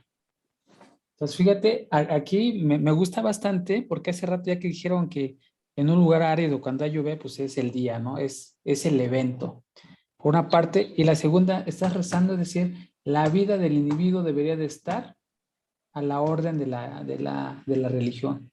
Sí, eso es un hecho. Todos de alguna manera están interlazados o más bien están permeados por la ideología católica de ese entonces, ¿no?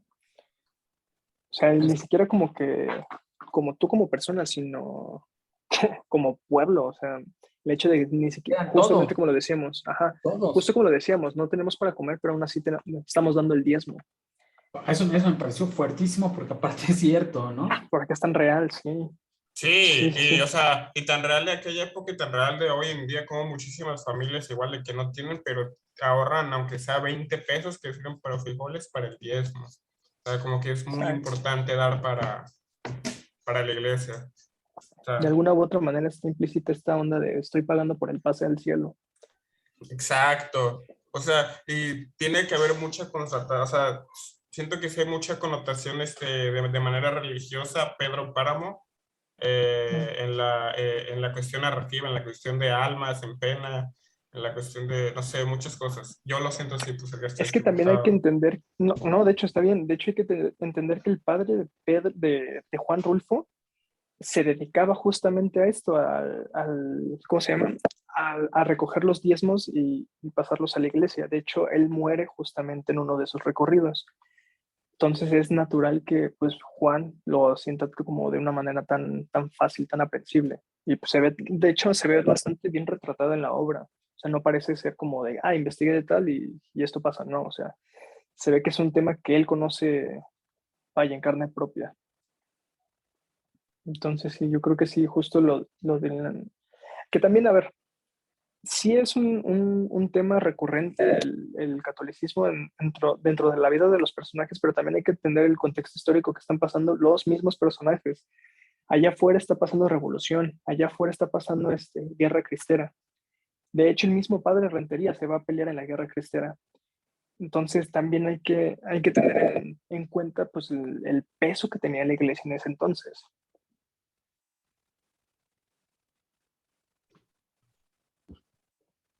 Algo que a mí me llamó mucho la atención, no sé si lo comentaron hace rato, Ujú.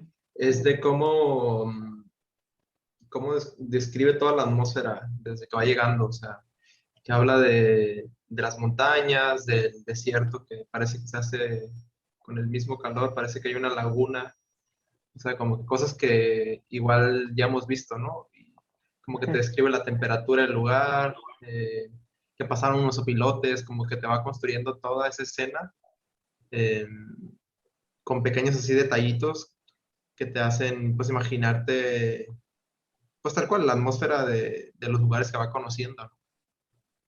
Sí, precisamente. O sea, está chistoso como la flora es decadente, pero la fauna es carroñera.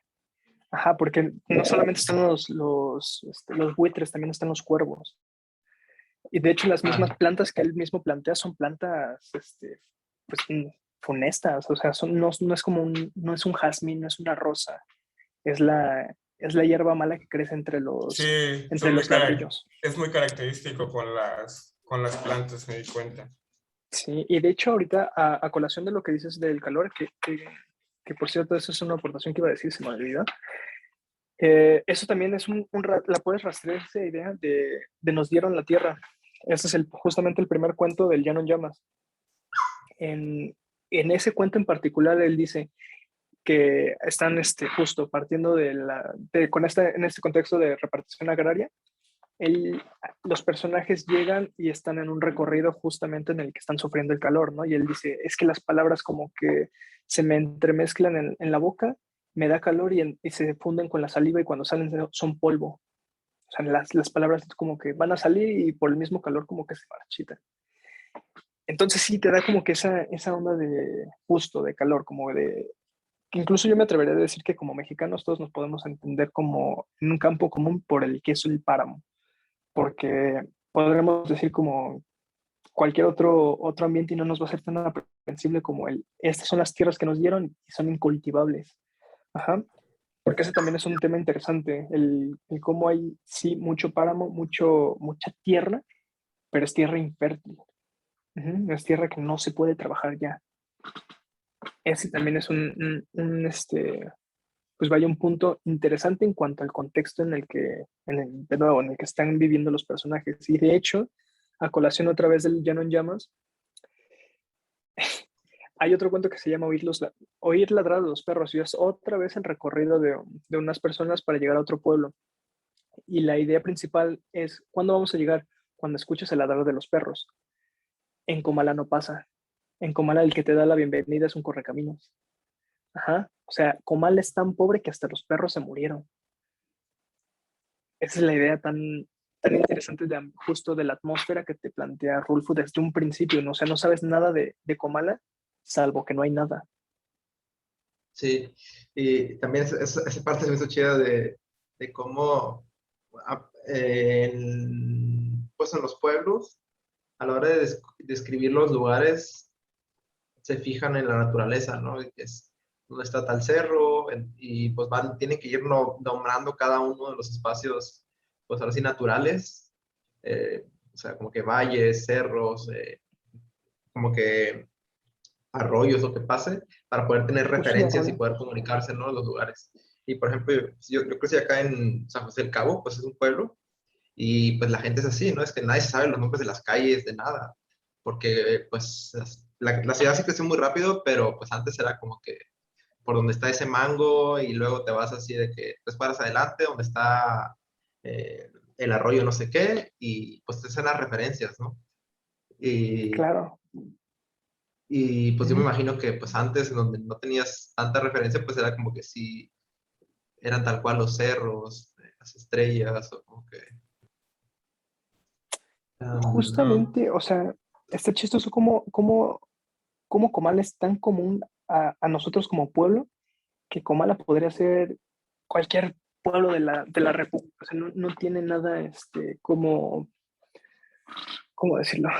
Como diferenciador que nos diga como, ok, somos ajenos a esa realidad. O sea, es muy mm, fácil identificarse con ese pueblo. Aún sin conocerlo, sabes lo que es, sí, lo que es sentirse ahí.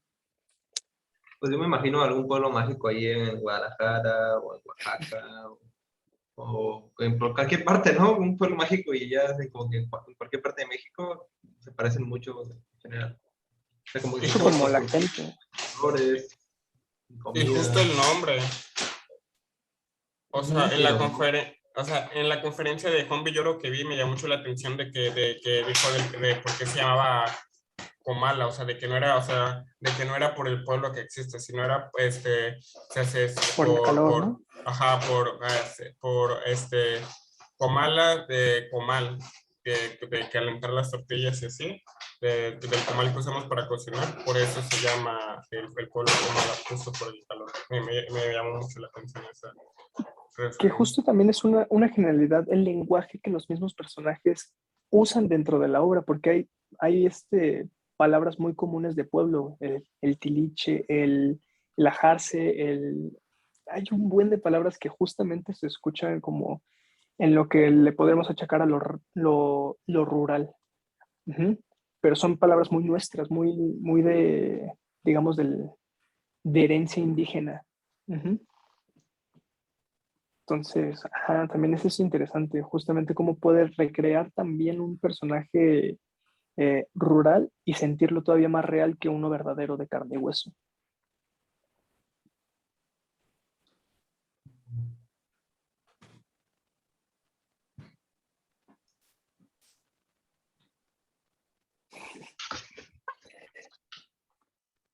Yo me perdí porque se me fue el internet.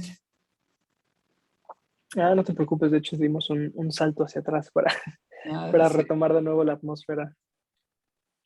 Pero Fíjate, en sí, relación a la atmósfera, yo vi sus fotografías, las fotografías que hizo Rulfo, ujú, y me gusta Buenísimas. mucho, ajá, me gusta mucho porque prácticamente desde mi punto de vista retrata a Comala, ya, porque él empieza a los pueblos, normalmente la mayoría de sus fotos que vi, casi no hay gente, ¿no? Así como lo empieza ¿cómo se llama? A retratar con palabras, o lo empieza a describir, pues sus fotografías, pueblos con poca gente, ¿no? O con una sola persona, o con ninguna, o él está no viendo a la lejanía una zona desértica.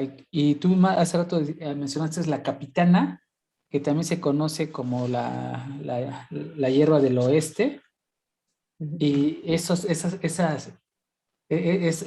hierbas, ¿no? Porque no eran ni planta ni flor, sino esas hierbas, cómo van creciendo. Entonces, nada más hacía lejanía y una parte.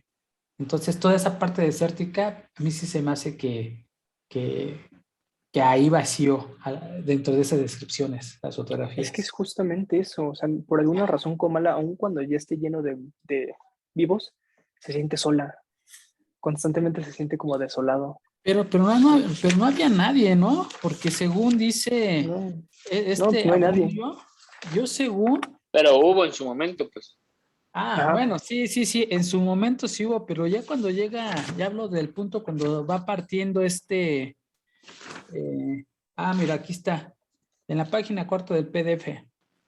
Dice, no, yo preguntaba por el pueblo que se ve tan solo, como si estuviera abandonado. Parece que no lo habita nadie. Pues la página 4 dice, no es lo que parece, no es lo que parezca. Aquí, así es, aquí no vive nadie. ujú. Es que justamente Comala se muere con Pedro.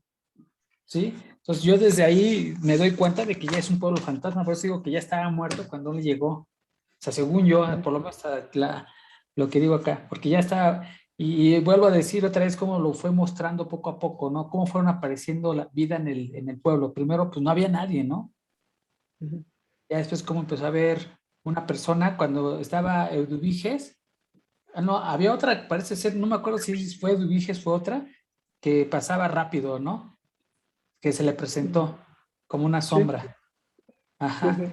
Entonces se me hace muy interesante porque otra vez Juan Rulfo empieza a mostrarte la escena. Entonces empieza a aparecer, te empieza a mostrar todos los personajes de a poco, su Es que vida. de nuevo es la contradicción, ¿no? O sea, el pueblo no toma vida hasta que el personaje principal se muere.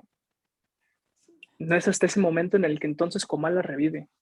Sí, sí, sí, sí, sí. Ahí en este libro, Miguel, ¿tú cómo definirías, o sea, cuál tema crees que es el que se centra? Porque, por ejemplo, cuando leímos la identidad de Kundera, pues ya sabemos que hablaba mucho de la identidad, ¿no?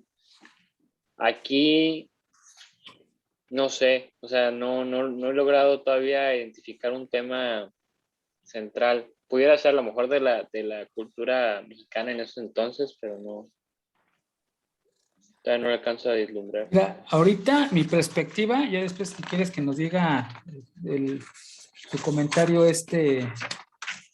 y ahí mi perspectiva es de que el tema es el hombre en busca del sentido. Ya lo había mencionado hace rato con algunas anotaciones que hice que las acabo de perder, donde el deseo, la esperanza, el encontrar esa esperanza, esa búsqueda del padre, que la madre le inculca a Juan Preciado, pero después él empezó a reflexionar por sí solo y ya mismo generó a través de sus ilusiones y sus deseos el querer encontrar a ese padre enigmático que no conoció. El conocerlo y conocerse a sí mismo, ¿no? Yo hasta el momento de lo que he leído, yo creo que va por ahí. Es que no solamente es uno mismo como individuo, sino como nación. Es que, a ver, pasa mucho que revolución y guerra cristera lo único que sirvieron es para dotarnos de padres sin padres. O sea, lo que tiene la revolución es justamente eso, ¿no? Una máquina de huérfanos. Entonces, como nación nos encontramos con todos somos hijos de Pedro, pero nadie es hijo biológico de Pedro. Entonces, ¿quiénes somos como nación? ¿Qué estamos haciendo, no? Porque también está esta onda de cuando aparecen los guerrilleros, que empiezan como villistas y después son carrancistas. O sea, es un constante moverse en el cómo puedo sobrevivir, qué me conviene. Ajá. Ahora, eso aunado a que, a ver, Rulfo escribe justamente esta obra en un punto en el que él, a ver, si de por sí él ya en ese momento él lo describe como la soledad más grande que tiene. Entonces, teniendo eso en mente, es justamente eso, es como un constante confrontarse de Rulfo de, me mataron a mi papá, me quedé sin mamá, me siento solo. Y como pueblo yo creo que es muy fácil, a pesar de que somos bien carnavaleros como pueblo, es como, es muy fácil encontrarse en soledad, es muy fácil conectarse con ese sentimiento de desolación. Yo creo que incluso por eso se mantiene vigente la obra, porque incluso la manera tan bonita en la que Pedro habla de Susana y cómo a pesar de conseguir todo lo que él quiso, lo único que quería era a ella. Y aún así el contraste entre, pues o sea, sí tengo tierra, sí me adueñé de la vida de todos los Esperado, demás, ¿no? pero... O sea, justo me está dando como que más elementos. Él busca, él espera algo, ¿no? El amor deseado, la esperanza, Es que el deseo. todos se mueven con esperar algo. Juan, Sí, por el hecho de que como huérfano es natural querer conocer a tu padre. Esta Dolores por el simple hecho de decir, ¿por qué no me fui correspondida? Pedro mismo, el por qué no fui correspondido, ¿no? O sea, todos los personajes se mueven en falta salvo Susana. Susana dice, Dios, ¿por qué te mueves? Ya entiendo que no existes, porque tú funcionas con las almas cuando yo lo que quiero es un cuerpo, ¿ya? Esa es la resistencia, por eso Susana se pone como contrapunto a todo lo demás. Incluso en el ámbito en el que ella misma se mueve, agua en desierto, es, es contradicción completa, es la resistencia justo de un pueblo que está mendigando una oración para poder descansar en paz. Ella no le hace falta. Ay, se me acabó la batería de estas madres. A ver, claro.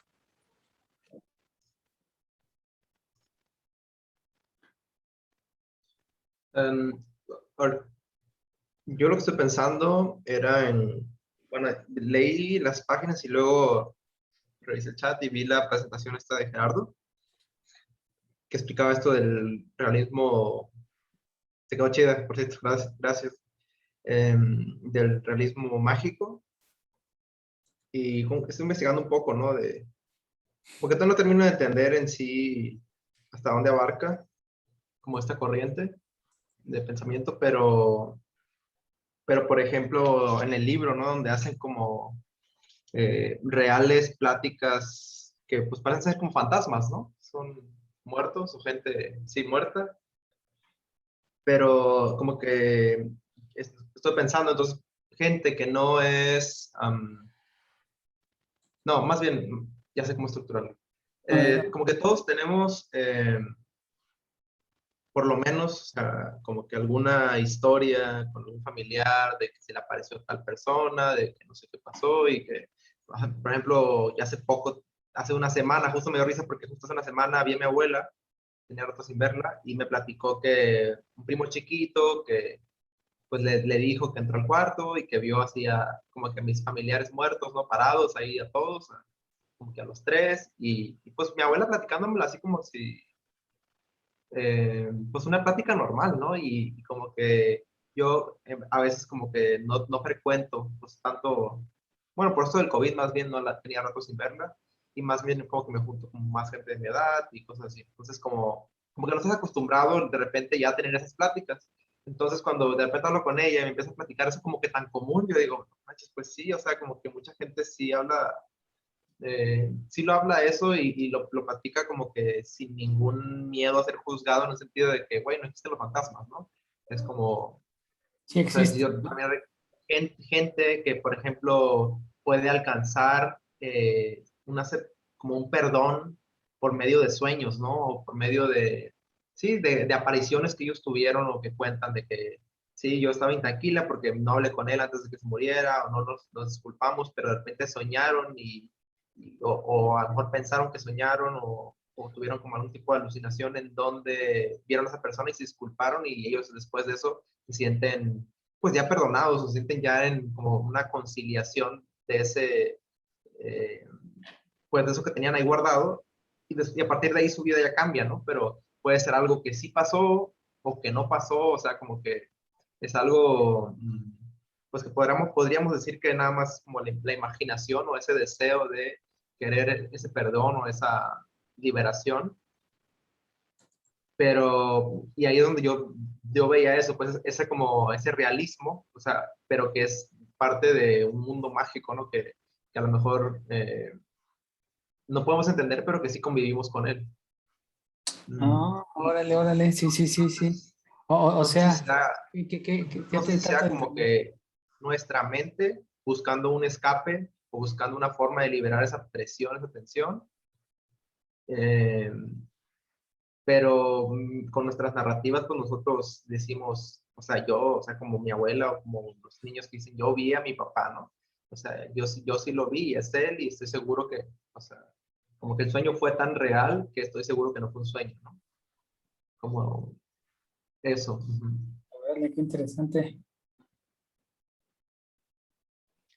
Con lo común con lo que nos juntamos con lo mágico, o sea, el hecho de, por ejemplo, no sé, a ver, tú le dices a un alemán, le planteas la idea de qué es el agua de calzón, te va a decir, este man está loco, ¿no?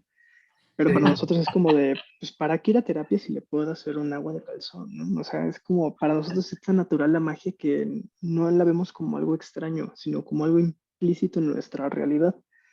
Justo lo que dices con lo de los muertos se ve justo en la obra, ¿no? Cuando, de nuevo, cuando Miguel va con esta Ubígenes y le plantea Edvígenes. como de esta onda de, yo sé que tú me entiendes, ta, ta, ta. Sí, Miguel, ya estás muerto, buenas noches, ¿no? O sea, lo normal que le resulte que un muerto vaya a visitarla. Ujú. O sea, tantas veces hemos escuchado con razón, güey. Cuando viene esta noticia para nosotros de, se murió tal familiar. Claro, con razón soñé ayer con él, ¿sabes? O sea, para nosotros está implícito, es normal. Entonces sí, Claro, justamente el realismo mágico es justamente el hacer testimonio de esa realidad que vivimos diariamente y que es común para toda la América Latina. claro. Me acuerdo, o sea, como viendo el tema en el colegio, eh, mi profesora había comentado como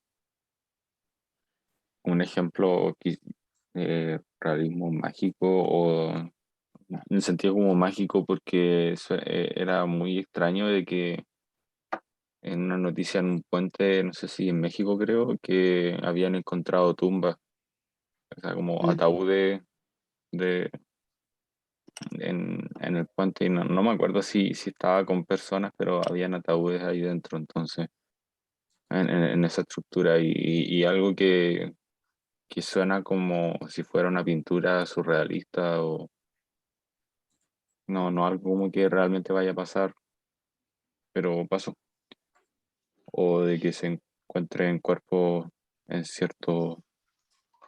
en ciertos parques o cosas por el estilo. Sí, el muro de Sí. las casas de adobe. Pues es que ni siquiera hay que irnos tan lejos, ¿no? Por ejemplo, cuando se hizo la excavación de la línea 2 del metro aquí en Ciudad de México y que encontraron vestigios de los, ¿qué? Mexicas, particularmente en Pino Suárez.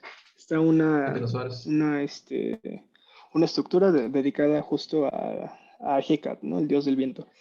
Justamente lo común que es para nosotros los mexicanos convivir con el pasado. O sea, tenemos una obra dedicada a un dios del viento de hace muchísimos años en el metro actual, arriba, porque obviamente el metro está en el subterráneo, ¿no? Arriba, una iglesia, ¿no?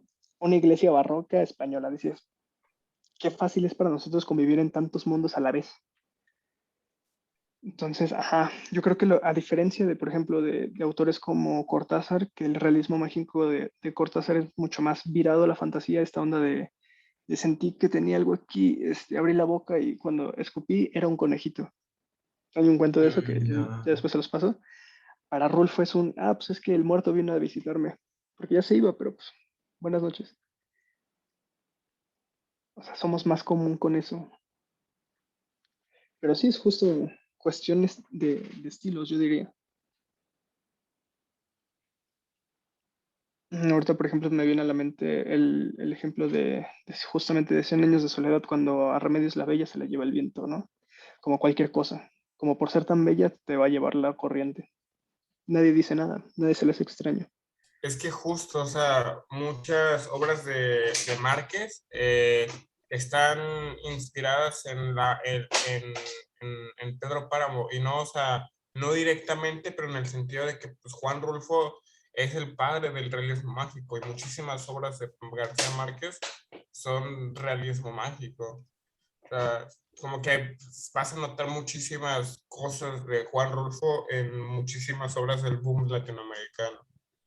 Es que, ¿sabes qué? Más que ser el padre, es como un tema en común que todos tenían. No sé si el padre, pero al menos yo sí me atrevería a decir que es el que mejor lo entendió. Eso sí es Oh, un sí. hecho. Entonces, es cuestión de perspectiva y estilos. Te digo, o sea, tiene muchas gamas. No nada más es como, decir como que Pedro Páramo, realismo mágico, los ingleses, cualquier otra cosa, naturalismo, si tú quieres, nos estamos negando a la Sí, colorimetría que tienes tiene toda razón, la tienes razón. literatura. Entonces, es eso nada más. Qué bonito libro. Sí, o sea, ahorita lo que me doy cuenta es que con tampoco hay tanto, o sea, hay tanto por explorar. O sea, lo que me estoy gustando es que cada página en la que pasamos es una página en la que podemos profundizar bastante, o sea, muchísimo, o sea, neta, pueden salir tantos temas y tantas conclusiones con tan, o sea, ni siquiera hemos llegado a la mitad de lo que es el libro, y podemos, y sacamos tanto, y hay personas que han sacado tanto y tanto de todo el libro, o sea, creo que me sorprende. Aparte, ni siquiera llega a 200 páginas, y o sea, sí es como, y no te deja de explotar la cabeza, o sea, por eso Juan Rulfo, o sea, no sé, lo tengo es hoy en mi top. Pues es que si lo piensas, tiene más sentido así pensarlo como justo entiendes por qué Borges decía que en 100 años de soledad sobraron 50 años, ¿no? Con Rulfo en tan poquito tiempo logra cautivarnos aún más, yo me atrevería a decir, que 100 años de soledad. Entonces, ahí dice algo, güey. Que El digo, hecho 100 de años de soledad me gusta, pero sí, también tiene lo suyo. pero sí, o sea, tienes razón, o sea, Juan Rulfo con tan poquito dice todo, o sea, y hasta cosas que no, o sea, como la entrevista que tuvo con el señor que entrevistó a todos, los del Hugo, no El me acuerdo español, cómo ¿no? se llama, sí, En a que fondo, no me dice, acuerdo cómo se llama. ándale a fondo, que dice, no, pues es que el problema de las primeras generaciones que no entendieron a Pedro Páramo, que se vendió pues nada más como 2,000 copias y 4,000 copias que la mayoría yo regalé, es porque no profundizaban a cómo se debía. Y estas generaciones hicieron lo que tenían que hacer, que es leer 3 veces Pedro Páramo para realmente entender a Pedro. O sea, de entender, Juan Rulfo, que tienes que leer 3 veces Pedro Páramo por mínimo para poder comprender. Digo, ahorita tenemos la facilidad de que tenemos a Juan Villoro, tenemos muchísimos ensayistas, muchísimo, o sea, muchísimo más contenido para profundizar aún más con Pedro Páramo. Claro, sí, ya también contamos con los testimonios de sus amigos tan solo, ¿no? Exacto. Mm, Es que, ¿sabes qué tiene? O sea, en términos cortasarianos, Rulfo es un cronopio, es una persona como que no está dedicada justo al spotlight, no es alguien que se sienta cómodo con la fama, güey. Es alguien que se vuelca nada más a su arte y ya, güey. Hay gente que se dedica justo a vivir de la farándula, como podría ser un Borges, en el sentido de que, soy un escritor cosmopolita, o un Vargas Llosa que ya incluso se mete en política para sustentar el vivir de ser escritor. Fuentes, ¿no? No, Rulfo es más, pues miren, chavos, escribí 2 libros, que el mundo arda. Y lo hizo, o sea, lo fuerte es que lo hizo, o sea, en su timidez resultó mucha intriga, mucha tela de dónde cortar, pues. Sí, Entonces, justo sí, a él ni siquiera le gustaba que le llamaran intelectual, literario, escritor, ¿no? O sea, sí era una persona muy penosa, quien aceptaba muy pocas entrevistas, sí, era muy, o sea, como que igual si la fama no le gustaba para nada. Desconozco si aún así con todas las copias que vendió sigue vendiendo llantas, o es que fue agente de llantas y después fue fotógrafo y así, desconozco, pero sí. O neumáticos. pues fue contador para el Estado en Ciudad de México mucho Sí, tiempo. de hecho es Entonces, contador. ajá. O sea, el vato no es, o sea, el vato estudió para contador. Ya después se metió a unos cursos de la UNAM. O sea, no estudió la carrera, estudió cursos en la UNAM. Que también eso es lo que estaba viendo de un crítico, justo el crítico español que les contaba. Este man dice que no, en realidad él no fue. Lo grandioso de Rulfo es que es un genio y la verdad no se aprende en cursos. Si acaso tú vas a un curso para aprender a escribir como Rulfo y escribes una obra rulfiana, pero nunca es como que tú te dediques o sea, la genialidad no se aprende en la universidad, más bien pierdes el tiempo en la universidad. Yo diría que no, que habemos personas que tenemos todavía confusión en cuanto a qué queremos sacar de la literatura como campo y la universidad nos va a servir para sacar un panorama más amplio, pero es un hecho, el literato de hueso colorado es un genio en lo que hace, güey. En el sentido de que puede plantearte una nueva perspectiva de cómo escribir. Y Rulfo lo hizo. Lo hizo tan bien que se le compara con Cervantes. O sea, si lo transpolamos, Rulfo sería un Lacan proponiendo volver a Freud. Bueno, Rulfo sería proponer a leer otra vez a Cervantes. O Y sea, con la diferencia de, o sea, la obra de Cervantes y la obra de Rulfo. O sea, es lo que digo, güey. O sea, es hermoso. O sea, la pinche por obra de eso te digo que Cervantes.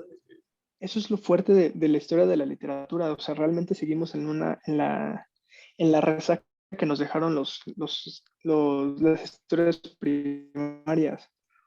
Hablamos de Cervantes, hablamos de Shakespeare, hablamos de los griegos, de toda la que tiene que ver con cosmovisiones de dioses y la rumba que tuvieron entre ellos.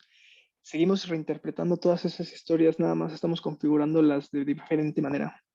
Eso es lo interesante de la literatura del siglo XX. Y pues ya, ¿qué te parece si lo cortamos aquí? Porque 3 horas de podcast no creo que nadie se lo aviente. No sé si alguien quiera decir algo, Orlando, Arturo, Jorge. No, yo ya. No, ya están mis puntos dados. Bueno, Sí, ya vi.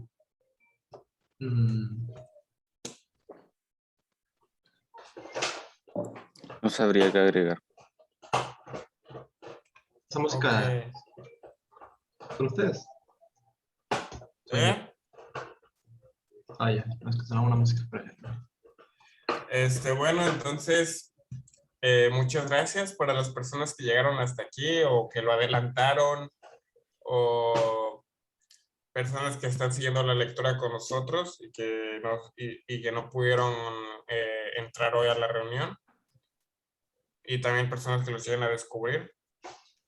Pues buenas tardes, buenas noches o buenos días, depende del horario que nos estés viendo. Un abrazo y pues nada más que agregar que gracias. Estamos viendo.